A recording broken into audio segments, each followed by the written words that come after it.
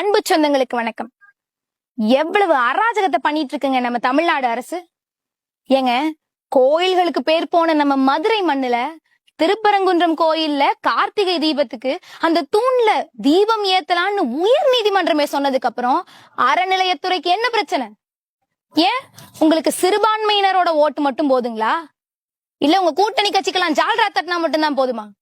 எங்களை எல்லாம் பார்த்தா எப்படிங்க இருக்கு?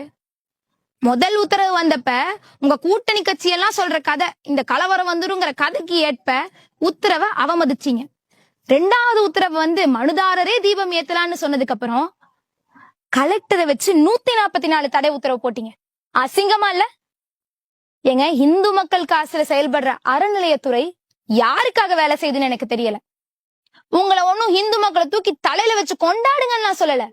ஒரு கிறிஸ்துவனின் உணர்வுக்கு எப்படி மதிப்பு கொடுக்குறீங்களோ, ஒரு இஸ்லாமியரின் உணர்வுக்கு எப்படி மதிப்பு கொடுக்குறீங்களோ அப்படி எங்க உணர்வையும் மதிங்கன்னு தானே சொல்றோம்.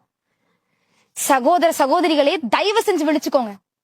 இன்னைக்கு நம்ம கோயில்கள்ல விளக்கேத்த கூடாது, தீபம் ஏத்தக்கூடாதுன்னு சொல்றவங்க நாளைக்கு நம்ம வீட்டுக்குள்ள வந்து விளக்கேத்தாதுன்னு சொல்லுவாங்க. தயவு செஞ்சு வர்ற 2026 தேர்தலையாச்சு நம்ம உணர்வுகளை மதிக்கக்கூடிய ஒரு அரசாட்சியை தேர்ந்தெடுங்க. நன்றி.